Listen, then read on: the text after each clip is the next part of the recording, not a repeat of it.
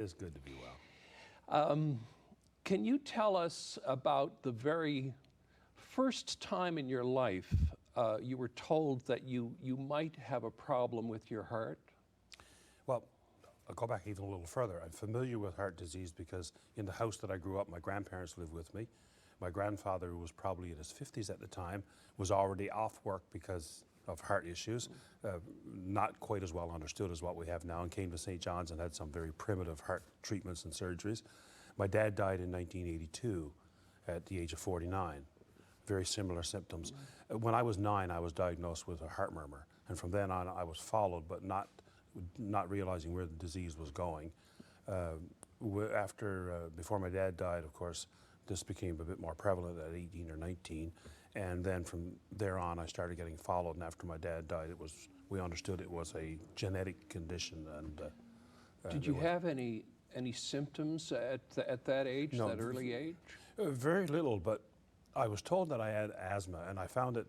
I didn't like sports that took a lot of running or speed. I would play catcher in baseball or a goalie in hockey, and didn't like soccer, didn't like basketball. And I come to realize because I had trouble breathing, and the assumption was asthma, but I was told later on that it wasn't. It was how my heart and lungs were not working together.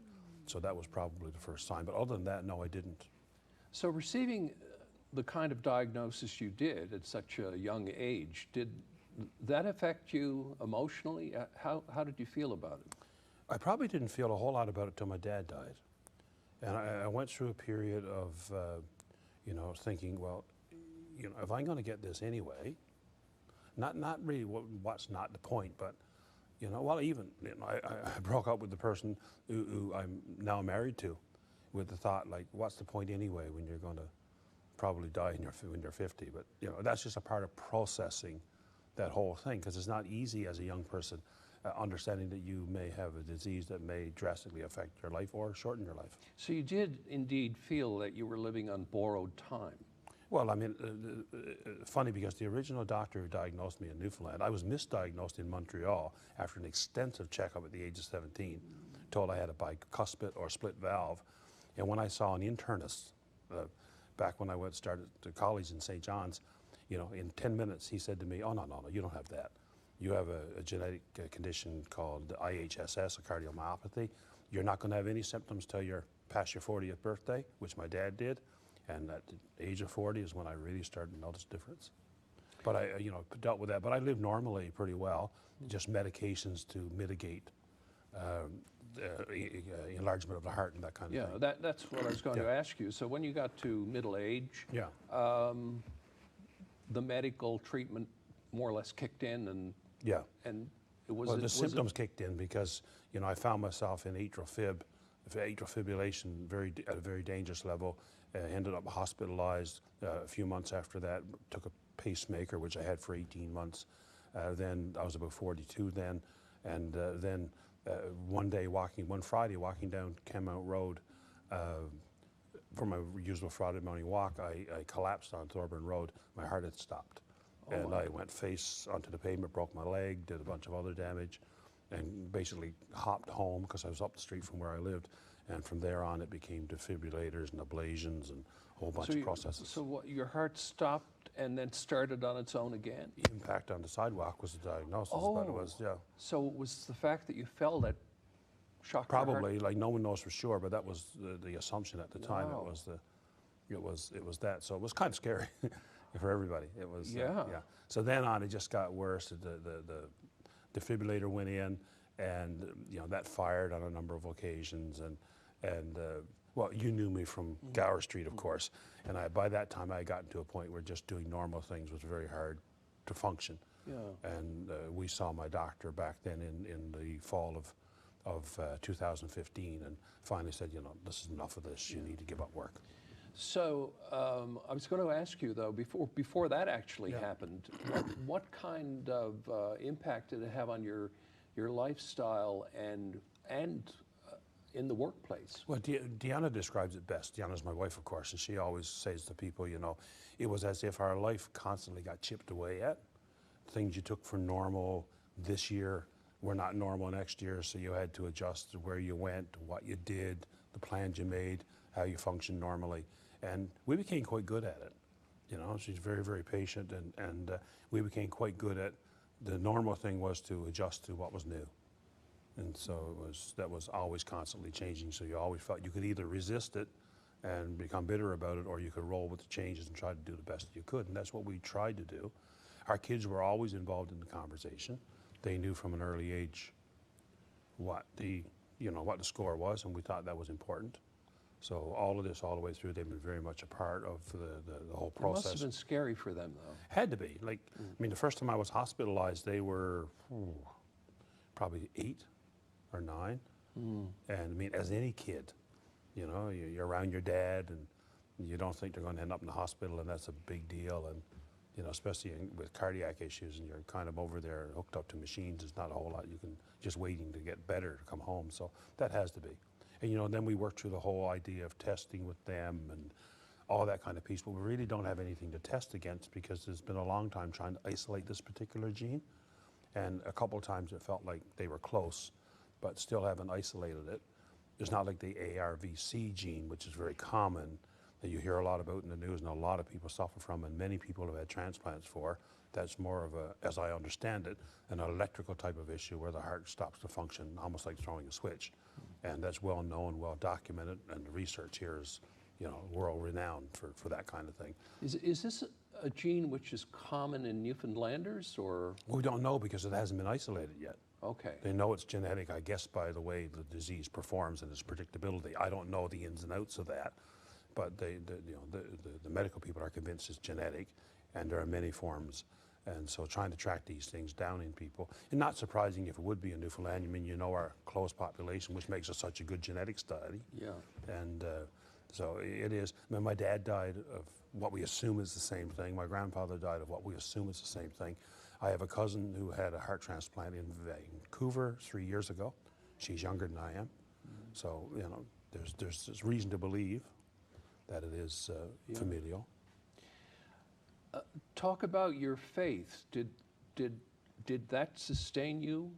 Well, it has in every part of my life, not just that. Like, sometimes we think of faith as, you know, get you through the stormy times. No, it gets you through everything. And yeah, it's very important. It's always been a part of my fabric. I mean, you know that. That's who I am. And, you know, the biggest learning in my faith is nothing wrong with doubts. They help you grow. And so when you do, you kind of push through it.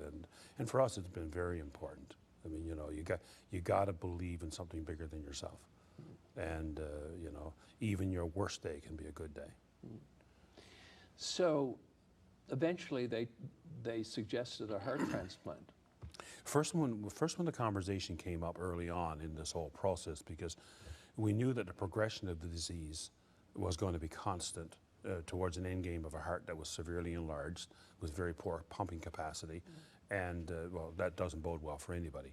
So the discussion came around transplant, and the thing was, I was probably too well for a transplant, not well enough to function normally, because it's a big operation. And the thing they warn you about, that I'm living out right now, and so is everybody else who's done through any type of transplant, but particularly heart and lung transplants, is that you virtually exchange a very grave illness for a chronic illness. And that chronic illness is the medication management, which is why I'm sitting here with tissues in my pocket, because it feels like I always have a cold, and part of that is trying to balance my immune system. Out of that comes, you know, an elevated risk of certain cancers and other diseases because of the the aging of the heart faster than normal. So it's a balancing act for the rest of your days. So you do exchange that. So the point being, they're reticent to say, oh, let's do a transplant right away. Transplant is an act of last resort. So when I got off work, I was referred to the wonderful facility here known as the Heart Failure Clinic. Great people. And they kind of coach you through, because you're in, you know, the latter stages of heart failure. And then when all the drug therapy has been exhausted, which was in my case, very promising medications, my body wouldn't work with them. So then it's transplant. So all of a sudden, something that's hypothetical now becomes part of the regular conversation, and boy, that's different. You know, that's different. And you had your transplant in Ottawa, which is, I guess, one of the few facilities in Canada that Actually, does heart I think there's 6. Oh. There's Halifax, Montreal, Ottawa, Toronto, Edmonton, and Vancouver, as far as I know. So I think there are It's 6. interesting because most of the Yeah. people I hear about Yeah. who are from this province end up going to Ottawa. I think the statistic is that 25% of the heart transplants done at Ottawa Heart Institute are for Newfoundland and Labrador. Interesting. Yeah, and the reason there's twofold. One is because they're top-notch places. They're all great places, but this is a true institute and recognized, beyond our borders for the work that it does. But second of all, too, I think many of our doctors have trained in Ottawa, so there's a very close liaison. So they are very confident in sending you to Ottawa. Plus the fact that the number that they do, and it seems to be that facilities that do greater numbers have greater success rate, which kind of makes sense. Halifax does 4 a year, which is not a lot. Ottawa does 40 a year, and it's probably one of the top in Canada. So a lot. Right now, we were there on Sunday for my 9-month checkup, and we have the gathering that is called the Union Meeting on Sunday nights, and it's Newfoundlanders who are there, and so there's various number of people waiting, recovering, back for their checkups. So it's a huge community even within the facility that's there. Wow. So what did you feel like when you woke up after the surgery? Well, probably because more you had- interesting you question had would be to start how they feel before I went down, and then Well, you know what I mean, because yeah, it's all part of the same let's process. go there because I assume you got a call Yeah. and they said, okay, we have a heart. Well, when you go there first, of course, I mean, you're told you're on the list. I mean, so we arrived there on 27th of June. On the 29th, I was put on the list, which, by the way, is an anomaly because it's not like a seniority list. There are so many things that have to fall in place. How serious you are, your blood type, your gender, the body size is huge, and the makeup of your blood, and all those things get thrown into the mix, and then a computer algorithm basically picks out the best candidates for an organ that comes forward. So you're on the list. And then for the first few days, every time the phone rings, you're jumping because it must be the call. And then you get used to the fact that you're being called every day about everything, another blood appointment, another test. And so I was on my way to rehab, and the phone rings, and I saw the coordinator's number, and I thought, okay, what appointment now? And she says to me, Guy, as soon as she said, I said, so Jackie, we have a heart? And she said, yeah, we think so. Could you go to the surgeon's office now? So Deanna and I went down, and typically it's, you get called, get to the hospital right away. In this circumstance, and I'm sure in others, we were told, heart's available, it's going to be tomorrow.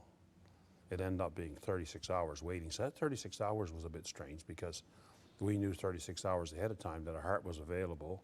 It was going through the testing process, which probably meant that someone was on life support, probably nearby. So you go through those emotions. And so, we were trying to figure out when do we tell our family, because the point with this is it can get canceled at any time during the process, and they say until the surgeon holds it in their hands, they don't know if it's going in or not. But anyway, all that process, we dealt with that, we let our family know. I was very, very relaxed. I went to sleep for several hours before they woke me for surgery because, it wasn't strange for me because I thought, I worked so hard to get here, now it's here. There's really no need to panic. So that was very peaceful. Going into the room, I knew and met most of the people who were in there, so it was comfortable. Deanna and I had said goodbye, and the feeling I had was, what's the worst can happen? I won't wake up. The best is I'll wake up with a real good chance. And so that's how I felt. I talked to my dad, as strange as it seems, and thought if if you're probably very happy tonight, and I'm lying here kind of feeling a little bad because you were born a generation too early. This technology wasn't available to you, and but that was good. Went, they put me to sleep, right in the middle of conversation, and I was out for, the surgery lasted about 4 hours and 45 minutes, which is amazing.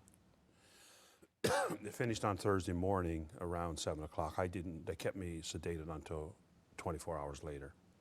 So when I woke up, I had prepared myself for what it would be like waking up, and I had done, convinced myself not to panic with tubes and stuff in. So when I woke up, I had to remind myself, okay, it's just tubes, and Deanna was there, and one of our friends and some of her family were there, and I just wanted to know what day it was, because I wanted to know how long I was out. So I had spelled out to Deanna, what day, and because I knew the time. But no, it was good. It was no pain, no discomfort. totally tied down with lines and tubes and hoses, and just felt good to be done, and everything felt in the right place, and sore but not painful, and it was. Did they tell you anything about your donor? Yeah, the only thing they did tell me, because of confidentiality and the way things work in the system, was that it was a young gentleman who was 19. It had to be my size, and because body cavity measurements are very important. But yeah, that's the only thing I know. It was from the local area, or from what they call Northern Ontario, so it was not far north of Ottawa. And they were 19, so that's as much as I know. So, what's your status these days, and your prognosis? Well, the prognosis have you had any problems, or? No, well, I had problems a week after surgery. I had a buildup of fluid around the heart in the cavity, so I was hospitalized again for a few days. Once that got removed, then things really started to pick up. So physically, I just got back from 9 months of checkup, and the heart's working really well. All the functions are where they should be or above. I've done rehab, one-on-one rehab, and that's coming out very well. Still got to manage fatigue. I mean, it's a long time. Your body is in decline for so many years, and then, you're trying to get back, so that takes a long time. Mentally, it's been the biggest challenge for me because of the massive medication overload. Just trying to be sharp. Everything takes concentration, and I don't trust myself, which is not normally how I function. It's getting better. And trying to be patient is big. But the biggest challenge, I guess, outside of that is balancing the massive medications. There's the scheduling, the care, the recording, the testing, and the side effects. I mean, I take 2 major immune suppressants, heavy doses of prednisone are facilitated, and about 15 medications to deal with the side effects. So my pill box looks like a buffet. It really does. So that kind of stuff, but it's becoming normalized, and it's become less as you progress through the stages. It takes about 2 years. Do you feel like you've been given a new life or a purpose? Well, sure. I mean, the thing is, this is a gift, and my story is not new. You talk to all the people. One of the people I became really, really good friends with, and we've built a really good relationship, who was transplanted 5 weeks before me, said, how can you not now give back? You don't have a choice. It isn't deciding to. It's just a part of your fabric, and I believe that. No, I mean, I enjoy life. I enjoy every single day. I mean, I always have. Work has never been work for me. It's been who I am, what I do, and it now takes place in many ways. So, I try to do what I can and what I'm able to do.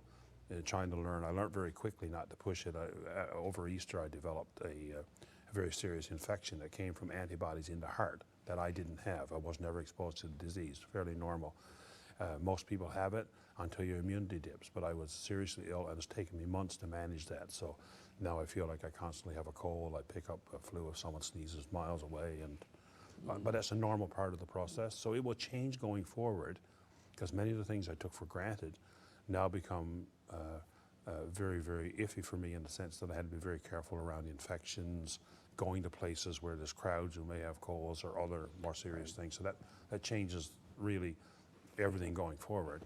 But a relatively normal period of life, and I need to be patient with the recovery, because days you feel like, boy, let me out the door, I want to go to work, and you realize at the end of the day, no, I'm not there for quite a while yet, and see where that goes.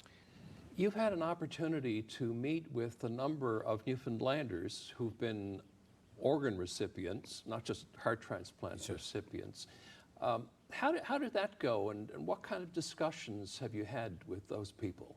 Well, I guess like in almost any experience, you find people and communities collect, in small communities. This one is very unique in a sense that many people feel, no matter what the transplant, they've been given either a second chance at life or an improved life, depending on the organ, how it goes. Some people's is not a life-saving organ, but it's certainly a life-transforming experience. That changes people profoundly. And when you sit with people who've had that experience, you understand 2 things. You're both part of the same book, but all your chapters are different. No 2 stories are parallel. Everybody's personality, everybody's body, everybody's response to treatment is totally different. So, in any of these things, just the management of post-surgery is so complicated that everybody's different, but you have enough in common One of the other big pieces, though, and we have done some great things, you know, informally, some of us meet doing information sessions and volunteering for different groups around. We did an event for heart patients after I got back, organized with Glenn Stanford and the Growlers, who provided us with a box, and we met down there with the medical staff, and that was a great evening. I had to apologize to the Growlers. We watched about 4 minutes of the game. The rest was socializing and telling stories and meeting people for the first time that you felt that you knew for a lifetime, because you have a very unique experience and everybody's changed by it. And I think that change is absolutely fascinating. The second piece of that is including the families, particularly the spouses, the partners, the support people, because they're the unsung heroes in this. And I keep repeating that over and over. They're the people who keep you going. They're the people who are the buffers. They're the people who end up doing most of the worrying. And they're the people who push you when you need one and hold you back when you can't. And whatever vows you make to each other are words until you see this stuff happening in real life. And they're as much a part of the story. So to get these people together, in the case of hearts, predominantly women who are support people because the way the demographics break down, but to allow them to get together and share their stories and their fears and realize they're not alone and they've experienced the same thing is very, very powerful. And we're having another event in the planning works now for the end of the summer, but that's very important. But all families are involved in this. I mean, my kids, as I mentioned before, and other people's families, it's a family story. It's not individual. And the communities you're involved in, it affects everybody. Do you think there's enough support out there for people who are about to undergo transplants and who are recovering from transplants? And I'm thinking in terms of the healthcare system and other organizations. Well, I mean, the healthcare systems, as in many systems, are designed to deal with the needs up front. The individuals that we have in the healthcare systems are phenomenal. The people in the clinics, the specialists, the people in the whole program are just absolutely unbelievable. And they're personable, they care, they're involved in the stories. The systems itself doesn't always allow for that because the system has to run at as much efficiency as possible and deal with the medical needs. But what's rising up is a push to make these things available, but it's the real support is coming from the communities themselves. So when we went to Ottawa with as much knowledge as I could gather, and I mean, I read everything way too much sometimes, but then you get a chance to meet, we met our good friends, Jimmy and Michelle Sullivan, who were there from Calvert. They were staying in residence, and then other people, and to get to know the small things and tell you the story and see it happening is just phenomenal. And then we met quite a number of other people afterwards. So that's very vital. Going in is big. There's so much uncertainty when you're going, for a life-threatening and life-saving procedure that alters you, some of the unknowns. The recovery afterwards is equally important because there's issues that come up and you feel like you're all alone and you're not. So even now there's a great sense of community. There always needs to be more, but it's growing. And the transplant people, Jonathan Hickman and others are doing great work through transplant procurement across the board, who he himself is the recipient. But that kind of work needs to be more and more formalized, and it's happening. Now, we have a wonderful healthcare system, and MCP is great, it pays for your surgery, but it's still costly. There is a cost, which has to be paid, and I know that a lot of your friends and family have helped you financially. Yeah, exactly. That must be very meaningful for you. It's very humbling, very meaningful, and it is. It becomes a community thing. And the costs are there. I mean, the provincial government program, yes, is great. If we live in other jurisdictions, many of us could never get surgery done, and we know that, and that's not picking on anybody. It's just we're very fortunate. We don't understand how fortunate we are. There's transplant is in great need. We are a province where transplants aren't done, but harvesting is done. You need consent, and the family has final consent when it comes to that. So transplanting is very important. Donating is very important. Everybody needs to get their MCP cards and files up to date and have a discussion with your loved ones. They're the ones who have the final say in what happens. So it's very frustrating. I do have a unique experience in the sense that I've been a recipient, and of course I haven't been a donor, but I've worked with families. I've been in the room with parents who's waiting for their daughter to, or their son to go away and have an organ harvested. So it gives me this very profound sense of where this comes from. Everybody is thankful, but I look at that experience and think, I've been there with parents and know what that feels like. And so it's a very humbling, very holy moment. It is. Well said. Thank you, Guy. Thank you. And that's this edition of Point to Point.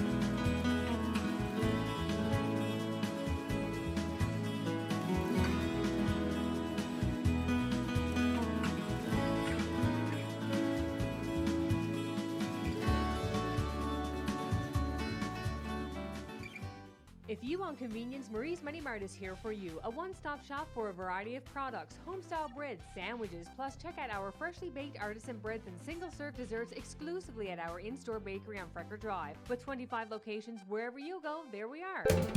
Call the Rogers TV viewer response line, email us, or connect with us on social media. Add some to your life. Let's go. CTV Sci-Fi Channel free preview is on. I'm bringing the party to you. The hell are you doing out here, Picard? Saving the galaxy? Fancy a trip in the box? The crisis has begun. I am attempting to save the multiverse. Explore our universe. Engage. CTV Sci-Fi Channel free preview on now.